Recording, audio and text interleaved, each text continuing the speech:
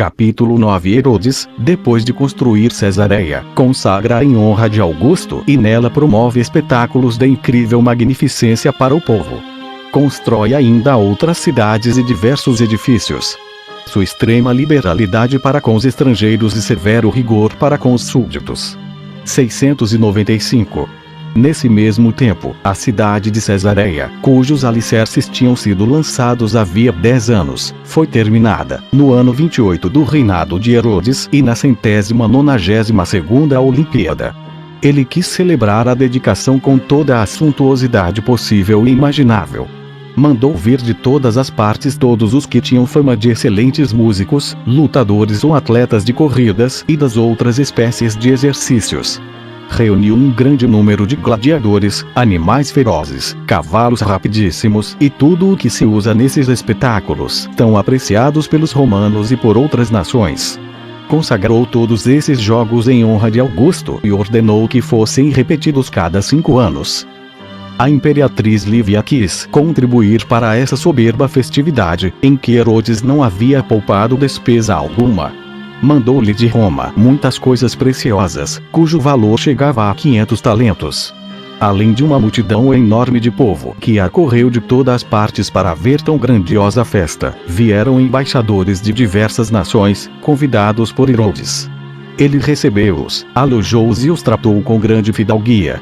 Dava-lhes todos os dias novos divertimentos e, quando a noite caía, reunia-os em grandes banquetes, dos quais eles não se cansavam de admirar a magnificência.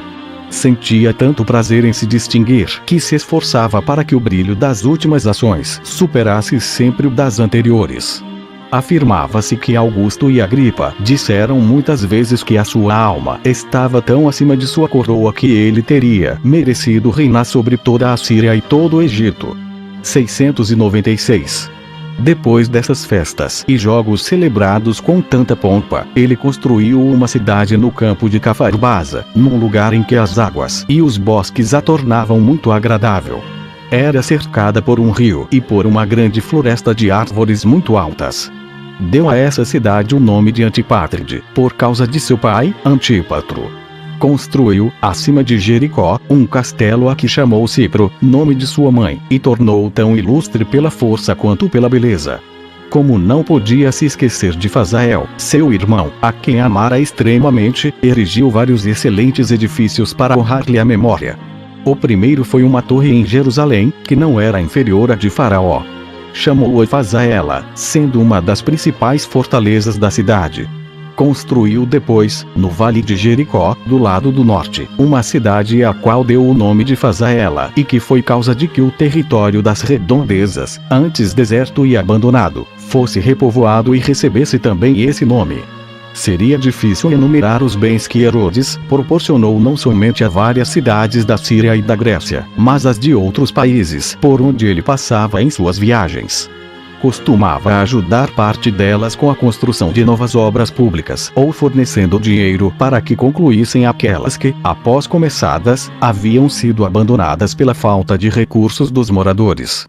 Dentre as suas generosas doações, a mais digna de nota foi a do templo de Apoio Pítio, em Rhodes, que ele mandou reconstruir à sua custa, contribuindo também com vários talentos para que se restaurasse a frota da cidade.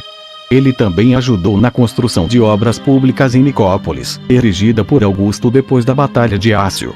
Ele ordenou ainda que se fizessem galerias dos 2 lados da praça que atravessa Antioquia, importantíssima cidade, e mandou que lhe pavimentassem as ruas com pedra polida, tanto para embelezá-la quanto para a comodidade de seus habitantes. 697. Como os Jogos Olímpicos não correspondiam à sua fama, porque faltavam os recursos para cobrir as despesas, Herodes reservou para esse fim uma importância anual, de modo que pudessem ser celebrados, cuidando também da suntuosidade dos sacrifícios e dos ornamentos.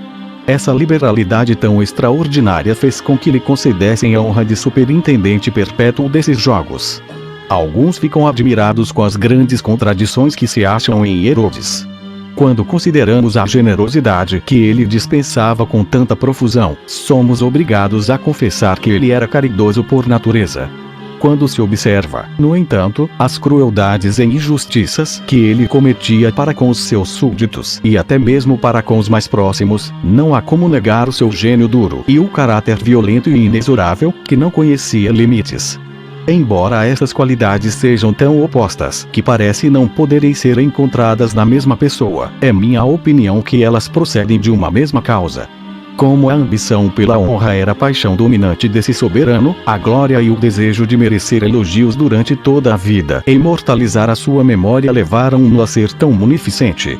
Em contrapartida, os seus bens, por maiores que fossem, não bastavam a despesas tão desmedidas.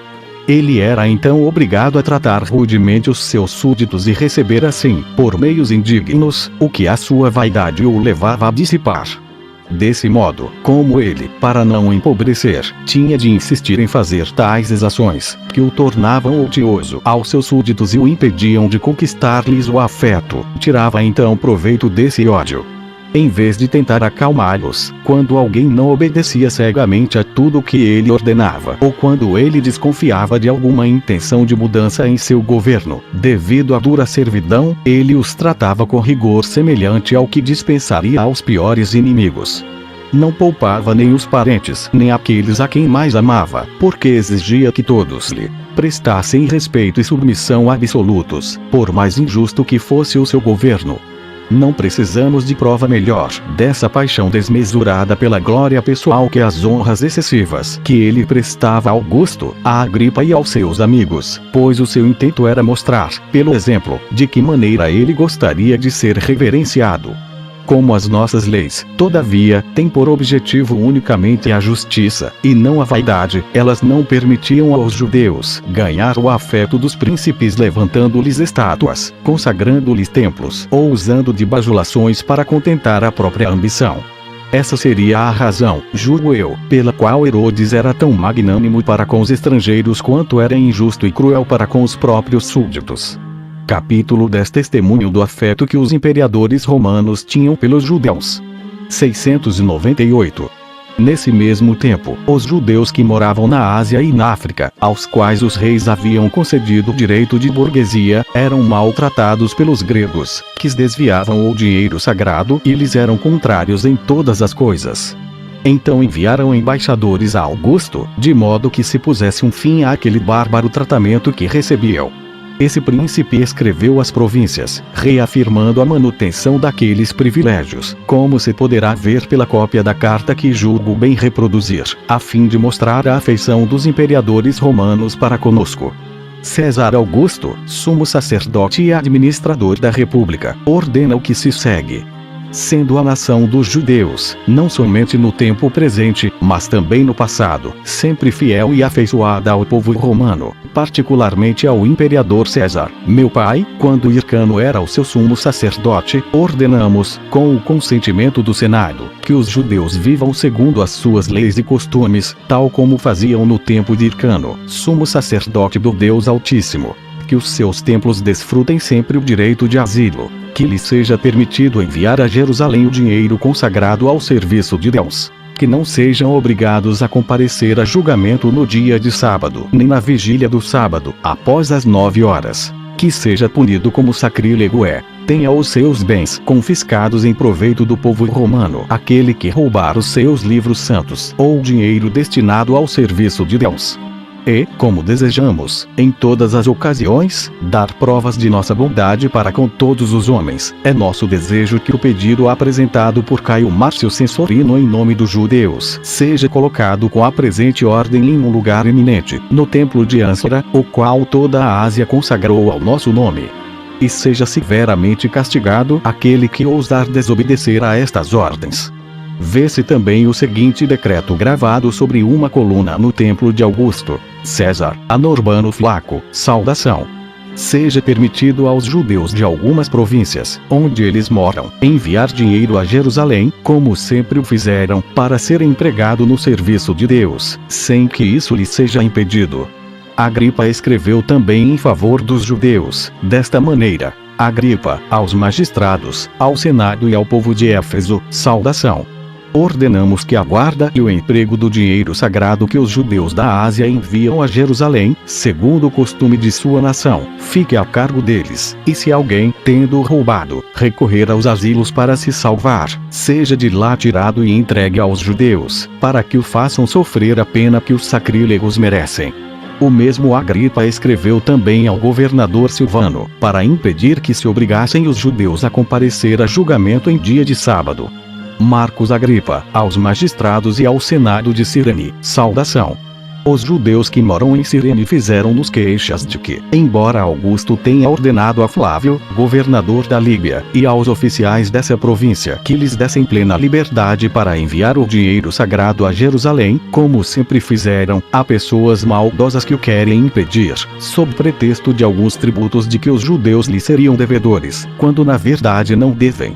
A esse respeito, ordenamos que eles sejam mantidos no usufruto de seus direitos, sem que os tais lhes sejam impedidos ou dificultados, por qualquer meio. E, se em alguma cidade o dinheiro sagrado for desviado, ele deverá ser restituído aos judeus, por aqueles que forem nomeados para esse fim. Caio Urbano Flaco, procônsul, aos magistrados de Sardes, saudação.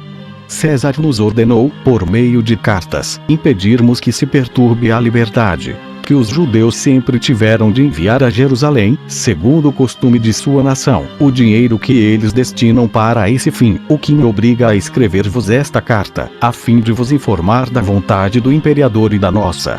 Júlio Antônio, procônsul, escreveu também. Júlio Antônio, procônsul, ao Senado e ao povo de Éfeso, saudação. Quando eu administrava a justiça no 13º dia de fevereiro, os judeus que moram na Ásia disseram-me que César Augusto e Agripa lhes haviam permitido enviar com toda a liberdade a Jerusalém, conforme as suas leis e costumes, as primícias que cada qual desejasse oferecer livremente a Deus, por um sentimento de piedade. Eles rogaram-me que lhes confirmasse essa graça. Por isso, conforme o desejo de Augusto e de Agripa, faço-vos saber que permito aos judeus que nisso observem os seus costumes, e que ninguém ouse impedi-los.